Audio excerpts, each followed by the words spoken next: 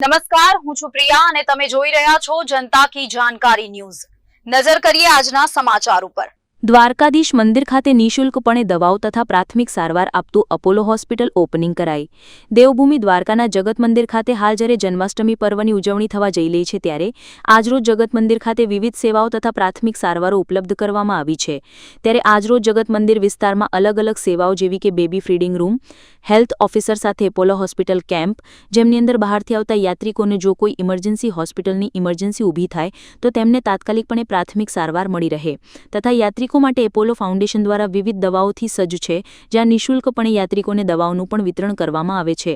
ત્યારે આજરોજ આ એપોલો સેન્ટરનું ધારાસભ્ય શ્રી પબુભા માણેકના દીપ પ્રાગટ્ય કરી ખુલ્લું મૂકવામાં આવ્યું હતું। રિપોર્ટ લલિત શિખંડિયા, દેવભૂમિ દ્વારકા। દ્વારકાનો મહત્વ એટલે વધારે છે કે જ્યારે દ્વારકાધીશ જ્યારે કનૈયો થઈને જન્મ્યો હતો ત્યારે એને સંઘર્ષ જ કરવા પડ્યા હતા અને સંઘર્ષ કરતાં કરતાં અહીંયા જ્યારે દ્વારકામાં આવ્યો, દ્વારકા નગરી વસાવી ત્યારે એને રાજા ધીરાજનો દરજ્જો દેવામાં આવ્યો। તો અત્યાર સુધીનું જે દ્વારકા હતું તો એને જ્યારે લાગ્યું કે સમય અનુસાર હું આ નગરીને સોનાની નગરી બનાવીશ તો આજે દિવસે દિવસે જે દ્વારકાની અંદર વિકાસ થઈ રહ્યું છે, જે કોરિડોરનું જે આખું હમણાં પ્લાન ચાલુ થવાનું છે તો ખરેખર સોનાની દ્વારકા જે કહેવાતી હતી એ અત્યારે મઢવાનું ચાલુ થઈ ગયું છે। દર વર્ષે જે રીતે આઠમની અંદર સગવડો દિવસે દિવસે વધતી જ જાય છે। જે લાગે જ્યારે પ્રાંત ઓફિસર હોય, કલેક્ટર હોય કે અહીંયા દેવસ્થાન સમિતિના સભ્યો હોય એને એમ લાગે કે ખરેખર આની જરૂર છે તો આવતા વર્ષે એને આપણે કરી લેશું। તો એ રીતે યાત્રુઓને જે પણ સગવડ જોઈએ એની અંદર ઓછા નથી પડતા અને પૂરેપૂરું ધ્યાન રાખવામાં આવે છે।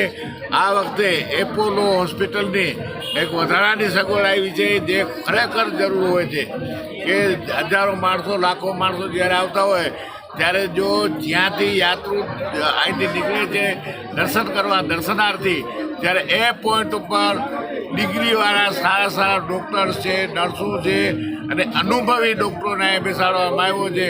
એ એક સારામાં સારી એક કામગીરી કહેવાય।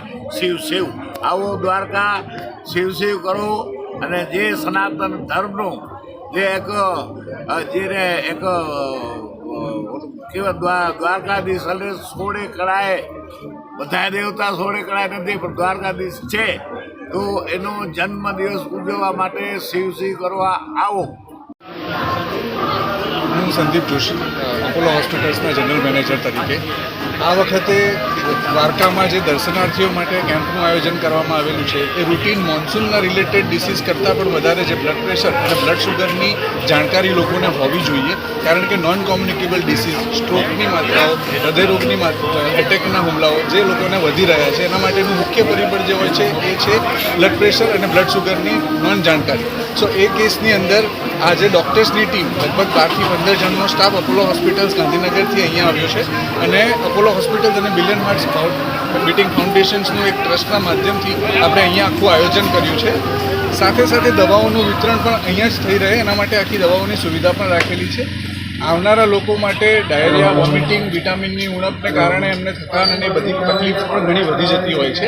એ જ જાણકારી સાથે ડૉક્ટર્સની ટીમ અહીંયા એમને દવા લખી આપશે જેનું નિઃશુલ્ક વિતરણ પણ અહીંથી જ કરવામાં આવશે। આ સુવિધાની પ્રેરણા દ્વારકાધીશે કરાઈ છે અને આ દ્વારકામાં જ્યારે આટલા લોકોના શ્રદ્ધાળુ આવે છે તો એમની એક ફરજ બની જાય છે, એટલે અપોલો હોસ્પિટલ્સ એના ફરજના ભાગરૂપે અહીંયા આગળ આ કેમ્પનું આયોજન કરેલું છે। ધન્યવાદ।